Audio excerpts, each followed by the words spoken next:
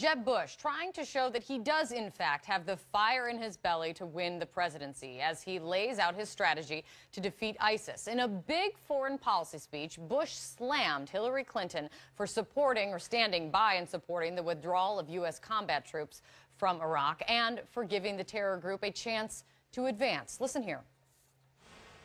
Where was Secretary of State Clinton in all of this? Like the president himself, she had opposed the surge, then joined in claiming credit for its success, then stood by as that hard-won victory by American and Allied forces was thrown away.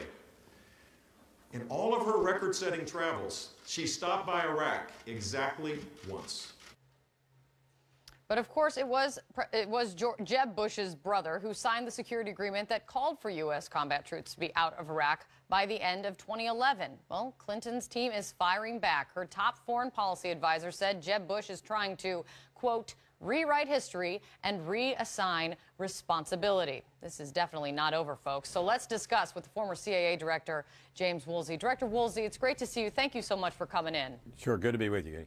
Thank you. So Jeb Bush, you heard him there. He's beginning to lay out his foreign policy vision. In doing so, he's bringing up Iraq, blaming Clinton and Obama for Iraq's decline. Is that risky? Can't that backfire on him, given his family name?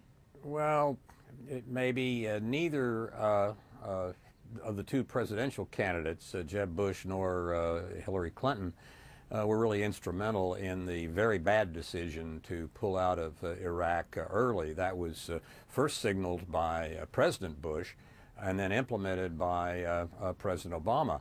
And it was a terrible decision. It has led to not even having forward air controllers that can spot the enemy in Syria, let's say, and permit accurate bombing. So it was a terrible decision, I think, but neither of the presidential candidates were really the key people in it. So with that in mind, do you think it's fair game? They can bring it up and they can kind of keep their hands clean, if you will, in terms of it being a weakness or an Achilles heel for either of them? Well, it looks like, given other things that are going on in the presidential campaigns, that nobody really cares about being fair that much. Whether it's a game or not, I don't know. I do a better job getting inside the head of dictators and terrorists than I do inside the heads of American politicians. Which is quite a statement, sir, that's for sure. So some of what Jeb Bush has suggested in this big foreign policy speech is he suggested a no-fly zone along the Syria border, also embedding U.S. troops in Iraq to help take on ISIS. But by and large, when you go through it, Bush's approach, as outlined, and there could still be some more details that he could lay out, so far, it doesn't seem much different from current operations, does it? Well, I think they could do a lot more with from the air in terms of no-fly zones and in terms of strikes. I mean, on a typical day there for a long time, and maybe still, they were saying that they were using air power, but they were flying 3, 4, 5, 6 sorties a day, whereas back when we were protecting the Kosovars against the Serbs in the Clinton administration, we were flying hundreds of sorties a day. So one needs to look at the quantitative situation and see exactly what's happening. I think we could do a lot more from the air, especially with forward air controllers, as candidate Bush has suggested.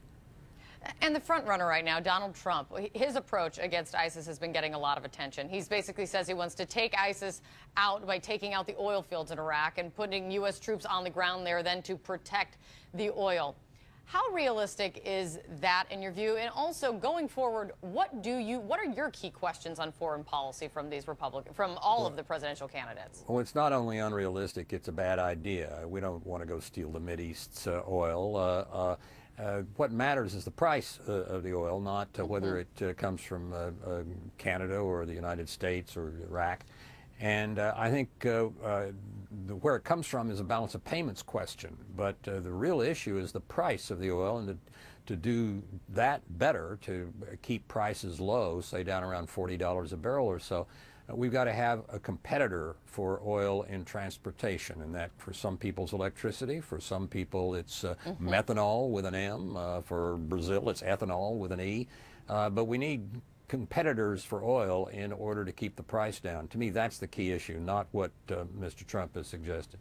Then what's the key question for you going forward? What do you want to hear? What question do you want answered on foreign policy from these candidates?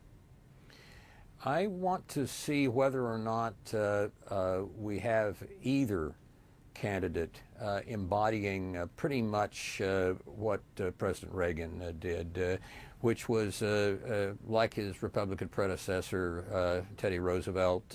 He spoke softly most of the time, but carried a big stick. And by handling things that way, and also the way Democratic presidents have in the past, Harry Truman is one of my personal all-time favorites, we could have a very strong foreign policy, but not go ordering people around and not, looking as if we're trying to run the world. But we've also got to get our military funded adequately. This system they've got now for the budget is absolutely awful and is taking our military down to unprecedented low levels. So we've got to turn that around right away. Yeah, that is something we have definitely heard Jeb Bush talk. Other Republican candidates brought that up as well, that one point. Director Woolsey, it's great to see you. Thanks so much. Good to see you. Thanks. Thank you.